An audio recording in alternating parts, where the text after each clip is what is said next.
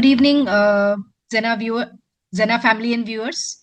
Our guest for today is a professor of biophysics at AIMS, known for her work on proteins and innovative approaches to fighting infections.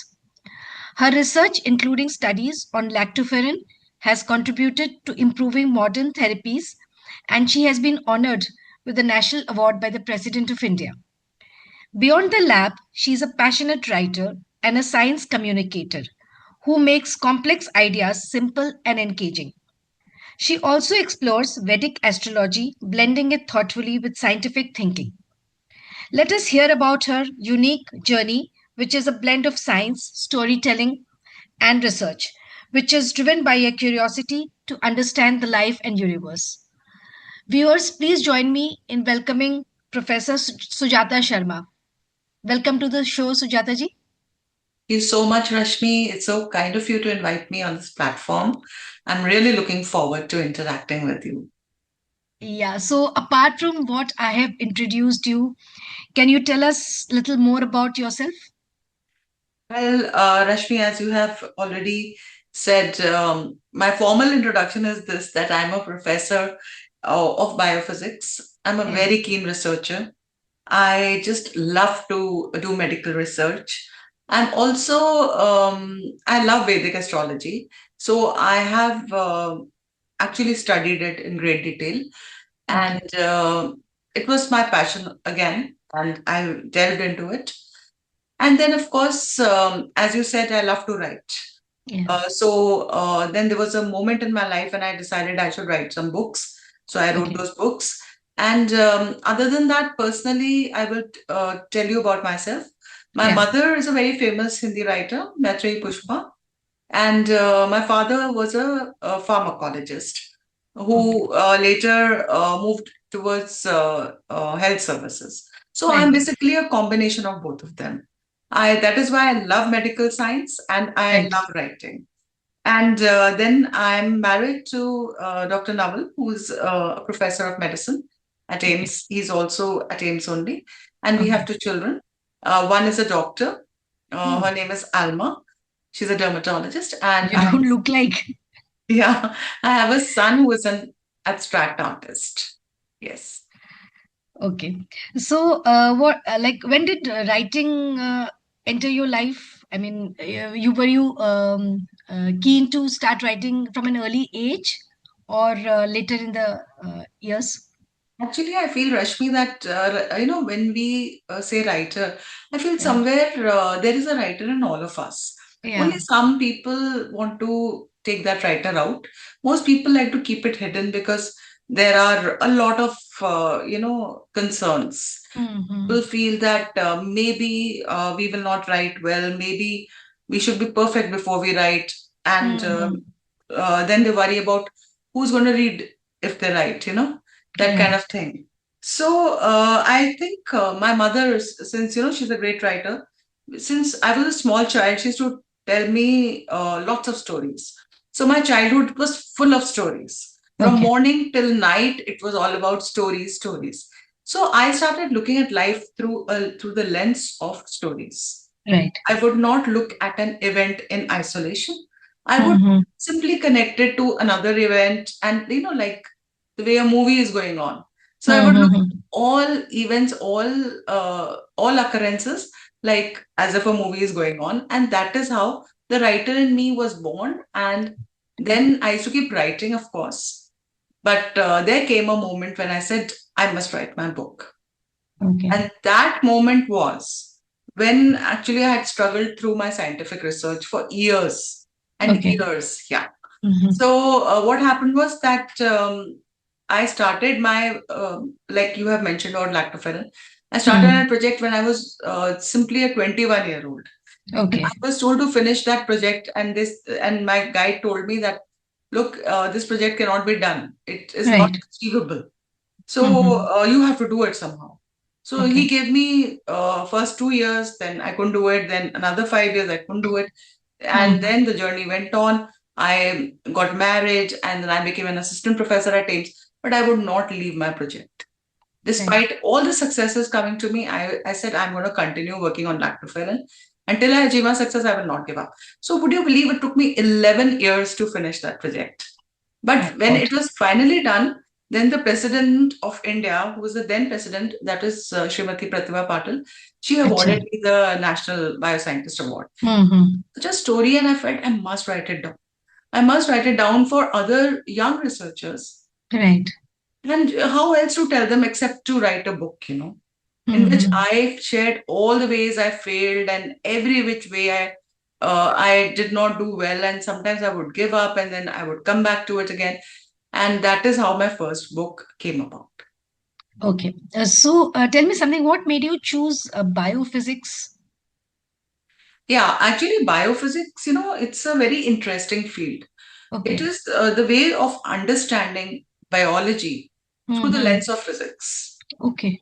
And though it sounds exotic, but Yeah.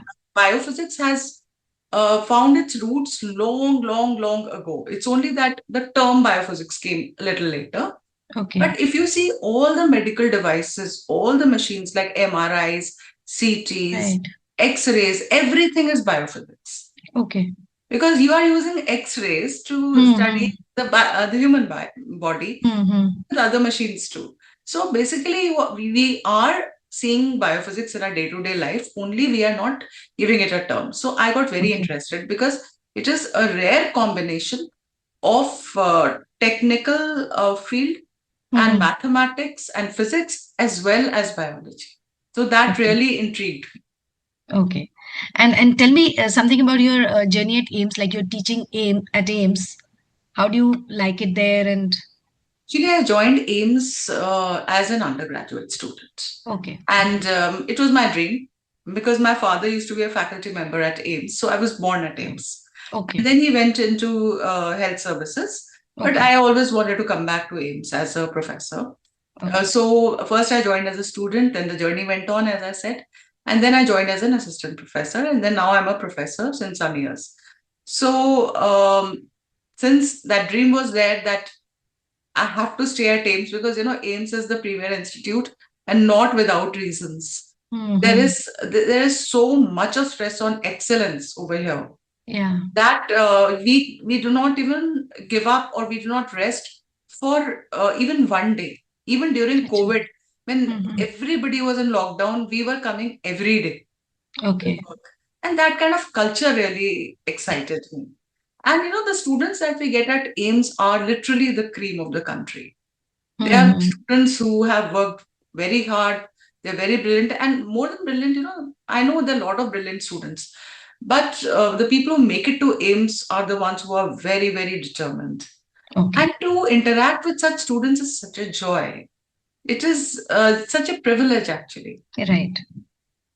So, like any important lesson which you've learned over the years, which science has taught you about life? Science, when you look at the word science, it looks very technical and all, but actually, if you delve into science, then you Mm. realize that science is nothing but again some stories. Right. You know, Right. you look at like my work is mostly on certain bacteria and fungi and viruses, which are very, very bad. Mm-hmm. They're Mm-hmm. very resistant. They Right. have become resistant over decades and decades, and now they're threatening us so much that Mm-hmm. even our normal antibiotics are failing. So my quest is to discover new drugs which could Mm-hmm. probably help us in fighting this. So Okay. it's so surprising the way bacteria come with their own stories. Right. Come with their own stories. And Mm-hmm. those stories are exciting. As you know, there was this scientist called Marie Curie that everybody knows, and Mm-hmm. great inspiration for me. So Marie Curie had said one quote of Marie Curie is not very famous, but I love it. She Yeah. said that in the laboratory, a scientist must not be just a mere technician, but Mm-hmm. also a small child listening to fairy tales. And it's very surprising that you actually, when you start working, you feel as though you are opening a book of fairy tales and reading it. It is so Okay. exciting. Okay. So, how do you balance being a scientist and a writer? Both things require the same qualities. Okay. whether you're a scientist or a writer, first of all, you need solitude. Right. If you are a very social person, you can be neither. You know, Mm-hmm. or even if you do that, you won't be able to do either science or writing well. Right. So one good thing is that I love my solitude. I love being alone. Right. And if you give me a stretch of 7, 8 hours alone, I am the happiest person Okay. because I love to be creative in Mm-hmm. understanding. Like, if I have results of lots of experiments put together and I Mm-hmm. have to put them together and make a theory which will come after a lot of rigor of, say, months and months, I'm really happy to do it. I am not very comfortable in social settings. Right. I mostly say no to invitations for. Okay. Uh, I have a very small circle of 3 or 4 friends who understand when I have these moments of solitude. My family Mm-hmm. understands that I need this time to myself. And when Mm-hmm. it comes to writing, also, you need to be alone. You need to imagine. You need to write it down, and then come back, then revise it. So it requires a lot of patience also, Right. and a lot of this need to put something good and put it out to the world Mm-hmm. so that somebody could be benefited or somebody could be inspired or Okay. or at least somebody could be interested. So you need to have the desire to be alone. You need to also feel inspired in your own company, and you need a lot of patience. So that is how I feel I could manage both of them. Okay. And being like a scientific, you have a scientific bent of mind and also a creative bent of mind. Right. So that does both of them influence each other? Yeah, actually, what happens is that many times people feel that if you are a scientist, you can't be creative, or if you are Yeah.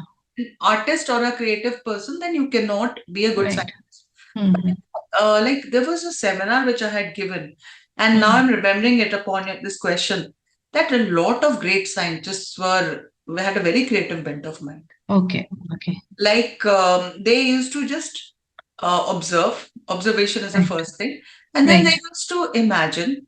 For Mm. example, the Wright brothers who actually Mm-hmm. brought about aerodynamics, because of which now we have airplanes. They're the Right. ones who were looking at birds one day. And looking at birds, they said, okay, maybe we can make a plane like this, an airplane like Mm-hmm. this. So this is one example. Einstein was also very creative. Right. So he used to imagine himself riding a beam of light. Now Right. imagine if somebody has this kind of imagination, only then can he actually think about these kind of a things. So I feel most good scientists are actually very creative, very imaginative, Okay. and also they need, because sometimes you have facts in front of you, and for Mm. example, there's a disease and no drug is working. You Mm-hmm. need to be creative about it. That Right. can I make a drug which nobody else has thought about? For that, you Mm-hmm. need a creative mind, creative hands. So I feel somehow they are connected. Okay. And you teach really complex subjects. So how do you simplify it for the students? What is your tricks of the trade? So like to say. I feel that if you cannot simplify a very complex idea, then you're not a good, Yeah. you know, Okay. if because a lot of times teachers come and they will put forth an idea, the students understand nothing, and Right. these are reputed teachers that they're great teachers, but Right. I have always felt this is not true. You have to break it down. You have to break Right. down the idea, then you have to tell them like it is a story. You have to give a lot of analogies. Like, you have Right. to tell them that imagine this, imagine that. And that is when their minds open up. The moment you Mm-hmm. say imagine this, just Right. take a seat back and imagine. Right. What would you do if this happens? Or what would this bacteria do if it is encountering this particular challenge? And Mm-hmm. once you tell students complex ideas like very simple stories, Mm-hmm. then they catch up themselves. Right. Then you have just got them started, and then you say, okay, now you like I used to have a teacher whom I respect a lot, and he used to just simply follow the logic. Mm-hmm. Once he has told you the first thing, rest you follow the logic and you will reach at the right place. Right. So, with the help of storytelling and imagination, and also trusting the students, because sometimes these students have minds which are far, far more superior to even ours. Mm-hmm. And if you just trust them and you say, just think, they themselves come to the answer. Okay. So tell me something. What role does observation as a biologist play in your writing? And I feel it's all about observation. Now, imagine when you're writing about a certain event, Right. then you are, observing who says what, who replied with which answer, Right. and when these two characters were talking, were the birds chirping? What kind of how was the sky? Was Right. the sky overcast? You imagine the scene, you observe as a bystander. So the writer first observes everything as a bystander, and then he puts together in words and Mm-hmm. presents it to the reader. Right. So that is the job of a writer. And Mm-hmm. whoever is able to keenly do that just simply becomes a good writer. So, of Okay. course, being an observer and translating it to the reader, it's just a process, That's Mm-hmm. it. Okay. So, like, you have multiple roles. You're an author, you're a researcher, you're a professor. So, while playing all these roles, you like definitely you must be getting overcoming challenges. How do you face those Yeah, in there every are field? challenges, yeah, Yeah. Rashmi, especially in terms of time Right. and energy, and also understanding. Like many times, being all this, you need other people to understand that you need to do this or that. And Right. in our society, being a woman, right from the beginning, we are trying to make people understand that we have our own identity Right. Right. and we need to work on it. We need time and we need freedom, we need energy to work on it. And that is why I have always made sure that I have boundaries. Whether it is with my friends, family, other people who expect, even people at work, I always Mm-hmm. create certain boundaries, Right. Right. which I feel is the first step towards success.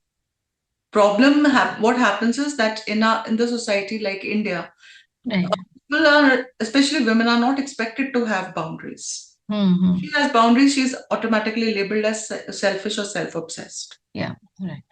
And that awareness is very, very necessary. That if I'm taking out time for myself to do a certain thing, which I feel must be done, then I need to tell people to give me space. And I'm not doing anything wrong if I say that. People have to understand. So that is the Mm-hmm. first thing. Because I feel the biggest energy sappers are Mm-hmm. the people around you Right. and their expectations.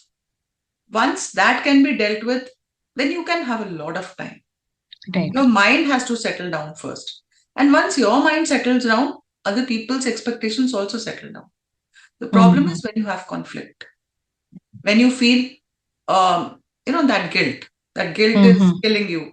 That no, I Mm-hmm. should not be focusing on this. I should probably be giving time for this or that because Mm-hmm. this or that person or institution or certain groups of people expect me to do this. Right.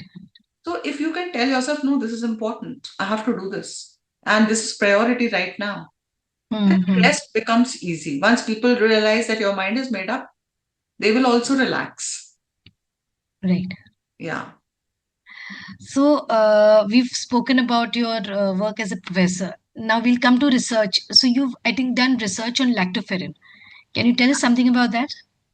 Yeah, actually, I have basically worked on many, many proteins Right. because when I entered AIMS, I joined Department of Biophysics, and it Mm-hmm. was basically protein structural biology. But Okay. lactoferrin fascinated me the most. Nice. And yeah, because lactoferrin is a protein which is found in most of our body secretions, but it is Okay. majorly found in the mother's first milk, Okay. the Okay. colostrum, you know, Mm-hmm. the Yeah. colostrum. So which doctors say that the mothers should give to the children. The first Yeah, it three, is very necessary. Yeah. yeah, that thick yellowish creamy milk can. Right, right. After that, after the 3 days, the milk becomes thinner, it becomes whiter. And of course, it is Mm-hmm. very important. That part is also very important. But Mm-hmm. lactoferrin is majorly found in colostrum. And Okay. it has been designed by nature to protect the neonate, the newborn baby. Okay. Okay. Yeah. So it is basically, I was very fascinated with this idea that has nature produced, a soldier, a Mm-hmm. small child who's totally vulnerable. So what does it do? It goes through the milk. It goes inside the body of the neonate and it Right. protects the neonate against various infections. And it has Mm-hmm. other roles also. It's anti-inflammatory also. Then Okay. it helps in wound repair also. Okay. Then it now we've discovered more and more functions that it has a role in diabetes also. And Oh, yeah, in cancer also. So it is a multifunctional protein. okay. So I started with like I told you, the project that I was first given. I had to Right. discover the structure, three-dimensional structure using X-ray crystallography because it's Right. my. So I started with that, but soon I got very deeply involved in lactoferrin and I went on to do all the functions. And now we are doing clinical trials of lactoferrin at AIIMS, Okay. Okay. in which we are involving patients who are having Mm-hmm. dry eye in RP Center in AIIMS, and we are also working on anemia. So Okay. lactoferrin has a role in actually improving anemic patients also. Okay. So it's Yeah. really a wonder drug. Yeah, it is basically a God molecule, a miracle protein. And what is required is that we should understand how it works. Mm-hmm. And after understanding, then we need to, like I said, we need to do clinical trials because to make Right. any protein a drug, you need to first demonstrate clinical trials. That Mm-hmm. we worked on, say, 500 patients. Mm-hmm. We made two groups. Half Okay. half of them, like one group was not given lactoferrin, one group was Mm-hmm. given lactoferrin, and then we monitor them at every few months, and we see that the group Okay. which was given lactoferrin has benefit. So Okay. after doing those clinical trials, we can take it to the drug controllers and Mm-hmm. have it approved for that particular disease. So that is what I'm doing right now.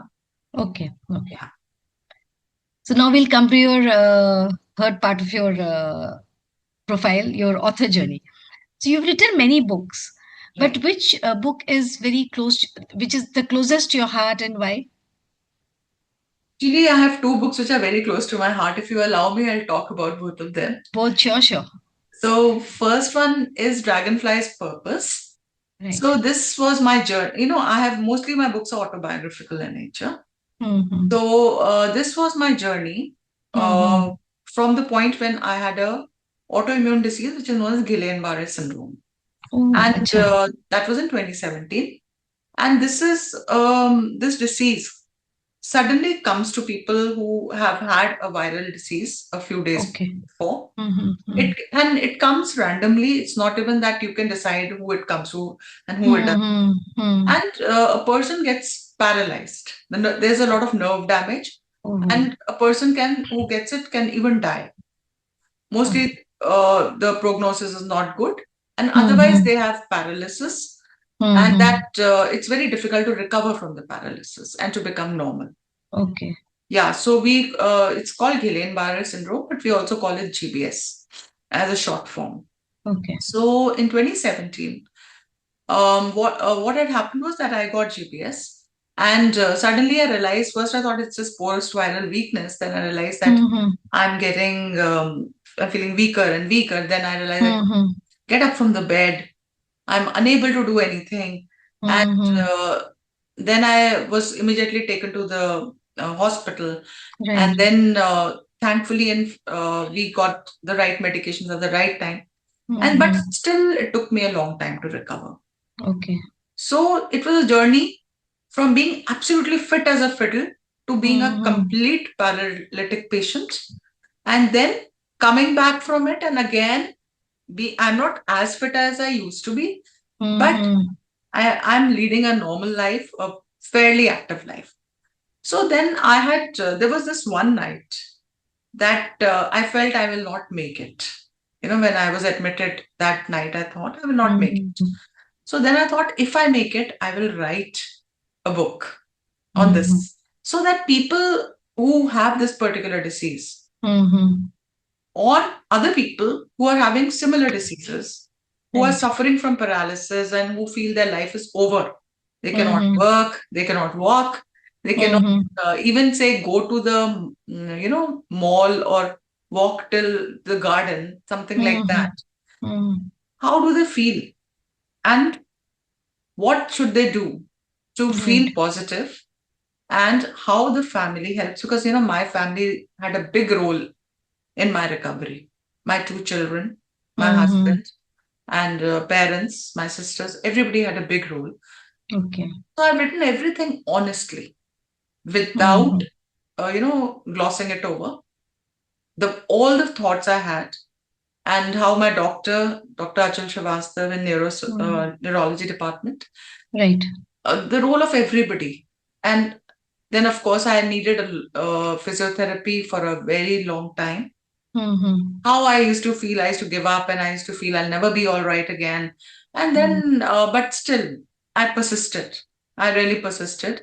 Mm-hmm. And then I came to the point that now I used to dance a lot before Okay. this particular GBS, and even now Mm-hmm. I'm dancing. So I thought this book is very important for others because when I had GBS, I could not find a single book Right. could give me some hope or that could give me some awareness about how to Mm-hmm. deal with it. And so I made up my mind. So that was one book. Then second one is Conversations with Shambhu. Now that Okay. again came from a very painful part of my life Okay. because my children were growing up, and like I said, I have a son called Satam. He's an abstract artist. And for Mm-hmm. a scientist like me, it was very difficult for me to accept that my son would be an artist, because we have these biases as Family of doctors. Yeah. exactly all of us are into this field, and he Mm-hmm. has his own mind. And it took me some time to, in fact, a lot of time to accept this kind of a thing. Right. Right. And at that time, I became aware that we as parents, we have ourselves a baggage of mental health issues Right. because we were brought up in a very different society. There Mm-hmm. was a scarcity mindset, and our parents always encouraged us to look for secure jobs and Mm-hmm. secure environments, Right. whether it is personal or professional. When you say professional, they want everybody at that time wanted just a simple job in which there are Right. no risks. Mm-hmm.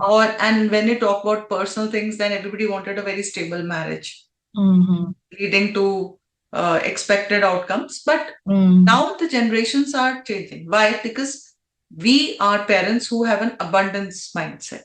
Right. So we have not brought our children up with that kind of terror inside them. We have Mm-hmm. given them a lot just because, not because of any other reason, except now there's much more to give Right. in terms of material as well as in terms of emotional, because at that time there used to be many children for each Mm-hmm. parent. Now we have one or two. So we are Yeah. able to give them so much time, so much attention. We are able to literally fulfill all their wishes. And that Mm-hmm. is not, though people look down at it. Right. People say that no, our previous generations are better. But I feel Mm-hmm. this is not entirely wrong. This is just the way we are evolving. Mm. And we must understand that our children are stepping into a new world. So Right. all that transition that I had from having a very, very rigid mindset to the Mm. point that when I was all accepting for my children, that, Mm. I used to have a lot of conversations with my son. So I decided to put it together as a fictionalized version. Mm. And that is why Conversations with Shambhu. And I'm also a Shiv Bhakt. So Okay. I made it a kind of a story that children or even adults can read and understand Right. life a little bit more. That Mm-hmm. why do we feel disappointed? And in this story, actually, there's a boy called Aditya Okay. who is a topper, who because he does everything Mm-hmm. that his parents tell him to. Mm-hmm. Mm. One point, he just cannot take it anymore, and he Okay. starts failing. And he's very afraid of facing his parents, his teachers, Mm-hmm. all the things. Then he's getting bullied, and he's unable to tell anybody about it. Like most topper children, he's not Mm-hmm. that cool crowd, and he's getting. Mm-hmm. So that book is about just one day conversations. He goes to Okay. a garden and meets a boy called Shambhu, and they Okay. just talk for one whole long day. And then Okay. he tells all his problems to Shambhu, and Shambhu tells him solutions. And Okay. he doesn't tell him solutions per se, but he just gives him a different lens so that he can Mm-hmm. take to a different perspective. Okay. The same thing, if you look at with a different perspective, problem is solved. Right. Right. Right. So that is why I wrote this book, Conversations with Shambhu, and Sounds very interesting. yeah, thank you. So I dedicated, when I used to call people for book launch, I used to call some really very important people in the society. But when I launched this book, I called my son because I felt he has taught me so much. Right. Right. He has changed my life. So that is why I feel we can learn so much from the Gen Z, the new generation. Right. They are very wise, And he was the one Actually. who, he was the one who told me that, Mama, why don't you go and seek therapy for yourself? So I said, I don't need therapy. I'm all good. I'm great. Got big Mm-hmm. awards. You don't know me. I'm very deeply respected by everybody. He said, no, Right. you need therapy. Trust me. You're not well. Mentally, you're not fine. You're unable Mm. to accept anything that goes against your rigid ideas. You cannot hear a no. You are so controlling. And I actually listened to him. And would you believe He it? sounds like my son. Yeah, I think all sons are like that nowadays. Yeah. And we are actually lucky moms, Touch wood. that right, that our sons can teach us, they can give us a new lease for life, Actually, I really agree with you. right? So then I listened to him and I Mm. went for Mm. therapy. Would you believe Right. this? I sought a psychologist and I started therapy. And to my Mm-hmm. surprise, I was crying in the first session. And Okay. then I realized there was so much inside me. I didn't know. Everything was, buried inside this flags of success, success, I'm successful, Right. I'm great. Right. All this trauma was buried. And the moment it came out, everything changed. Mm. So that is the reason why I wrote this book, Conversations with Shambhu. I'll definitely purchase it. It's available on Yeah, Amazon, right? I'm going to send it to you. This is going to be my gift to you. Oh, okay. Okay. Yeah. So, like so many feathers you have to your cap. So, what keeps you motivated? Rashmi, like I said, no, that um, I feel like I know nothing, honestly. Right. I feel I have so much to learn. And of course, life is short. Life is short for everyone. Right. Right. Anytime your life can end. And ever since I went through GBS, that disease, I realized that anytime it can be taken away. You don't have much time. And, most of the times we are very busy in very small, trivial things, Right. Right. worrying about small things which don't even come true, or worrying about opinions of others. So if you cut that out, the time that Mm. you have to realize your dreams, or to all the promises you made to yourself, that time that you have to fulfill those is very short. So in that short time, Mm-hmm. you have to do so much. So every morning when I wake up, I tell myself that I'm going to focus on what I need to do today to Right. to fulfill a certain promise that I made to myself. And my life is all about making promises and fulfilling to myself. Mm-hmm. I avoid making promises to others because there's a lot going on over there and I don't want to Right. get into that trap. Right. I feel that it's a trap. If you make Right. promises to others, or if you try to look for their approval, or if you try to Mm-hmm. come up to their expectations, it's a very big trap. And you keep getting, keep sinking Right. deeper and deeper and deeper. And when you realize, then it's been years, a decade has gone, and you have, Actually. you have done actually nothing. Except, and sometimes even despite all your efforts, the other person is still not happy.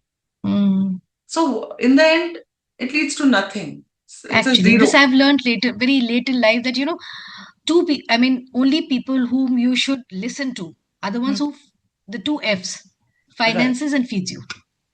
Absolutely. Very well said. So Absolutely. this I've learned very late in life, but yes, I have learned. Yeah. So tell me something apart from GBS. I mean, that was really, Mm.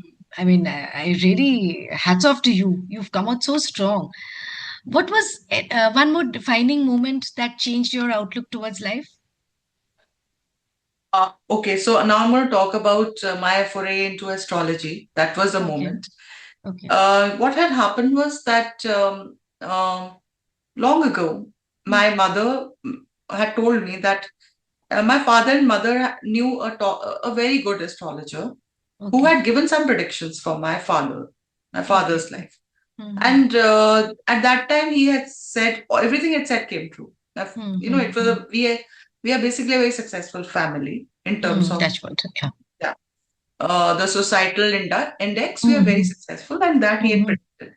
But for me, he had said that at this particular age, she Mm. has a short life. She may not live beyond this. Okay. And this thing my mother told me that look, you have to be careful at that Mm. particular age. You may something terrible is going to And happen. how old were you then? I was basically quite young when she told me. And she told me that age of 47. She said at the Okay. age of 47, something will happen. We don't know, but the astrologer has told us that. Mm-hmm. So I was at that time, I really did not believe it much, though it Mm-hmm. was a joke for me. I used to say, I have a short Mm-hmm. life. To my surprise, when I became 47, then actually GBS happened to me. Okay. 1 month, only 1 month after my birthday. Mm-hmm. So then I was very interested.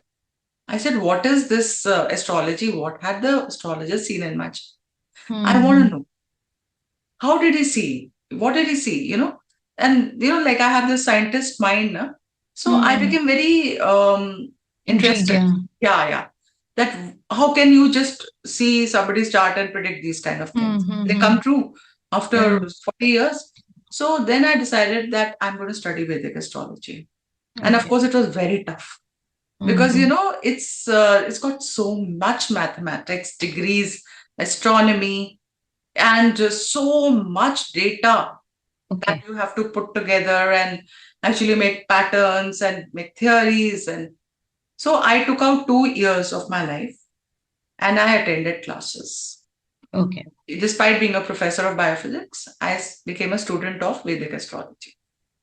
And lots of time my teachers were younger than me. Some of them were senior to me and some of them were much younger than me. Okay. I Okay. said, fine, whoever is teaching is my teacher. And respectfully, I studied it. And then I was so fascinated with it.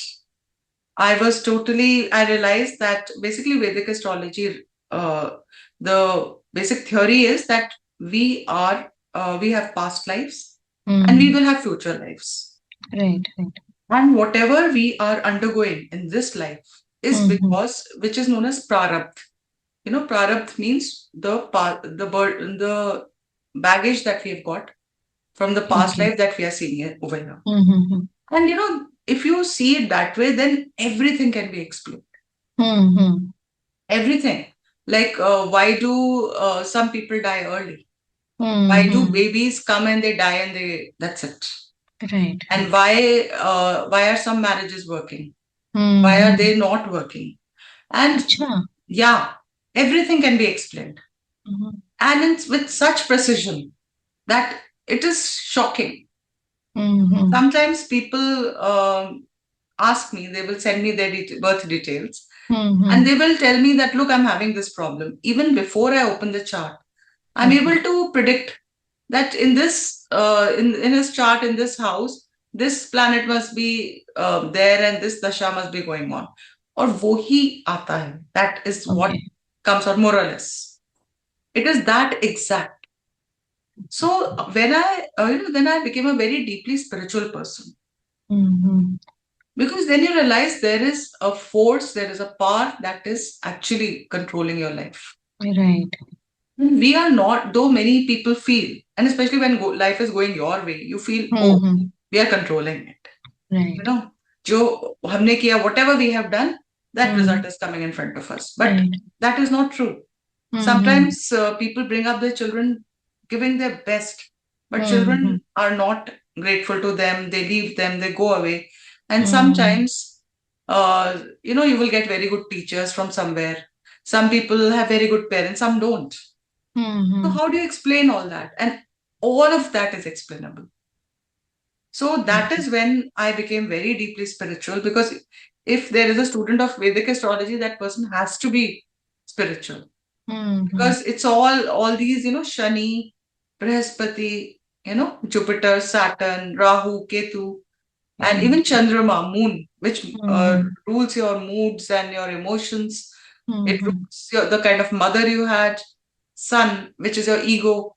All Mm-hmm. these are actually, kind of energies, they're Right. powers. Right. And the various transits that are occurring uh, out there, how they're controlling you, Mm-hmm. what effect it has. Sometimes what happens is that when you see a chart and you see the transits, you can always say that, look, this is going to happen in your life. And Mm-hmm. people say, no, no, no, it's not like this. I'm doing Okay. very well. And Mm-hmm. after some time, that same person comes back and says, something has gone wrong. How did you Mm-hmm. know? Or something suddenly, a person who was doing so badly is Mm. suddenly now, being doing so well. Right. Right. Everything is written at exactly the right place at the right time. Mm. It's written in the stars. वक्त से So पहले और किस्मत से ज्यादा किसी को नहीं मिलता. exactly, exactly. So I feel I'm very fortunate that I wanted to study this particular, thing before I die. Mm-hmm. I wanted to. This was again a promise I made to myself. And I'm still, even though I've finished the courses, I've got the degrees, and I'm able to practice it, of course, but I still feel I'm a student, Okay. because the greatest astrologers have died without understanding it all. Mm-hmm. People who have given their everything for this particular field, they still Mm. did not understand it. It is so vast, it is so, it's powerful, and Okay. it's very mysterious. Mm-hmm. Right. And tell us something about more about Sitab, his art. Okay, so Sitab basically is somebody who is the youngest in our family, Right. but his behavior, his way of thinking, everything I feel makes me feel he's the oldest in our family.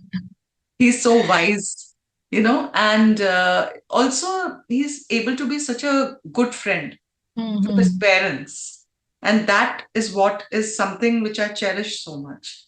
And Mm-hmm. I thank God that he has He absolutely, chose you. yeah, he chose me as a mother. I think again, I must have done something good in my past life. Right. So, and then he's an artist who, again, Mm-hmm. he loves his solitude. He can go on for days and months without talking to anybody. Okay. And once he gets deep into his painting, he's into it. So he's inherited that from you. Well, that would be my fortune if I say that.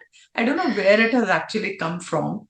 And the good thing is that he's never proud about it. Mm-hmm. Very modest, right? Yeah, he does not even put up his paintings out there on the internet. I'm the one who's doing that for him. Okay. Okay. And he laughs about it. He says, why are you so worried about people approving this or even buying this from me? Mm-hmm. Yeah, so actually, there is a book called Fountainhead, Right. Yeah, I've read that. right? And Oh, Rand. right, right. So there's a character called Howard Rourke that, Mm. I used to be very influenced by Howard Rourke. Okay. In that book, he was an architect, but he Mm-hmm. leaves his college at the third year, and he says Okay. that I don't like the way I'm taught this particular field. He used to feel Okay. that architecture is something which cannot be owned by universities or teachers. It's just there Mm-hmm. in the nature. Mm-hmm. Architecture is in the nature, and Right. nobody can come between an architect and his art, basically, Mm-hmm. his creation.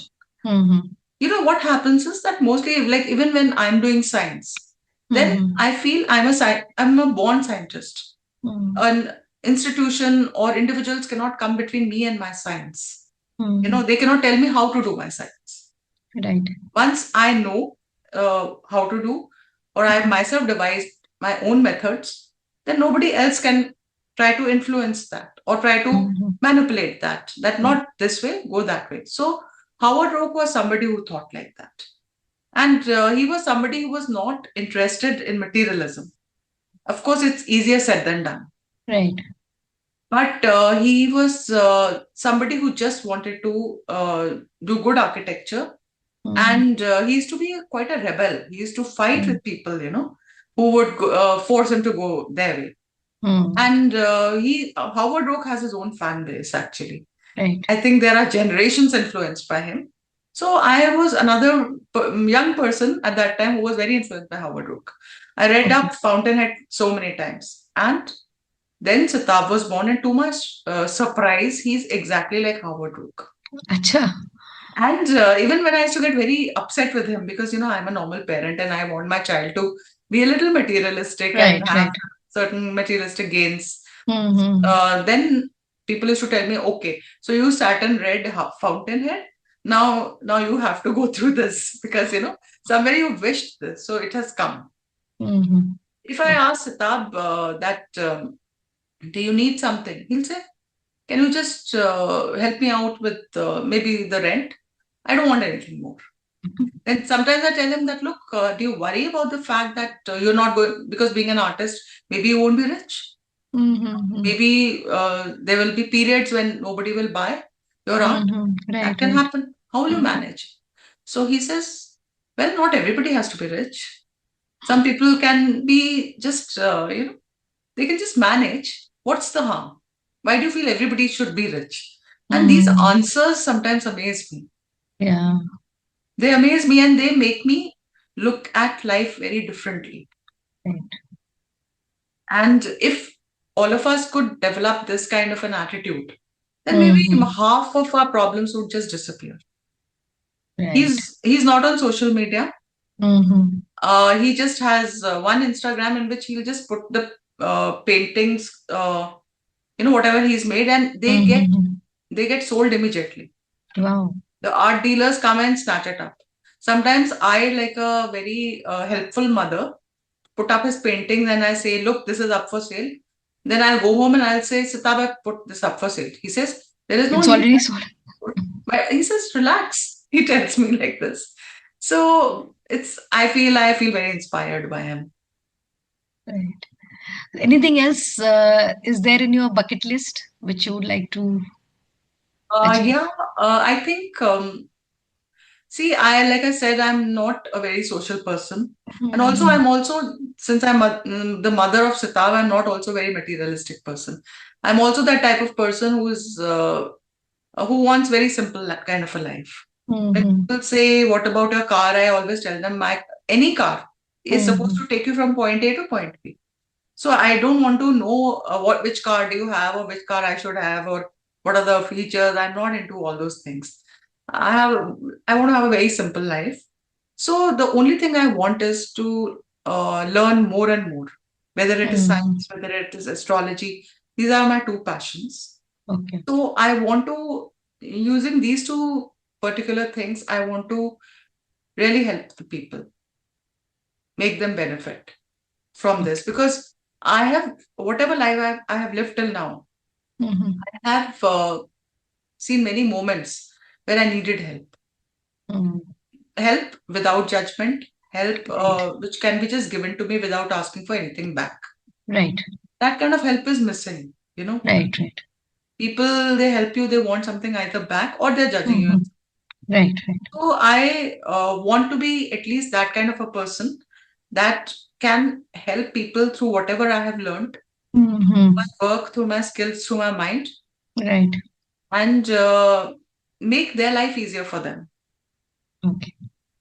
Yeah. So, if you had to describe your life in one line, what would it be? It would be that she came, she learned, and she left. It's all about learning. Beautiful. Yeah. And one last question, I mean, you are really unstoppable because so many things you've achieved. Really, hats off to you. So, one message you would like to give to women who want to pursue STEM and generally also for women out there?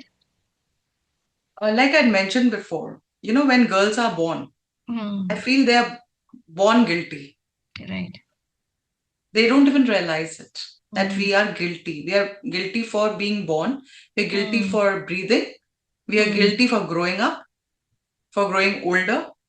They're mm, always looking apologetic. mm, Either they're apologetic, they want to please people, or they mm, are so rebellious, the counter reaction. They are so rebellious that it's not really good for them also. Why mm, live in anger? So what this is my observation. I've seen either very very gentle women who want to right. please everyone around them, or I've seen very angry women. And Mm, I feel both the extremes are absolutely not the way to live your life. mm, You should not be living to please anyone, and you should not be so angry or trying to prove a point constantly. Like mm, waking up and saying, "Look, I'm doing this because of this." Again, mm, somewhere or the other, you are reacting to the same patriarchal mindset. mm, You're not free of it. You may say, you may claim, "I'm free," but a free mm, person does not need to be so angry. A free person right. does not need to prove anything to anyone Right, right. or to constantly show off to people that, Mm-hmm. look, you don't need to. You are free, you are Mm-hmm. happy, stay blissful, do what you feel like. So, my words to women would be to just, like I said, set some boundaries. So Right, first of all, stop being apologetic, then set some boundaries with everybody. Because, that is how men live their life. right. They are very clear about their boundaries, they're very clear about what they want. Absolutely.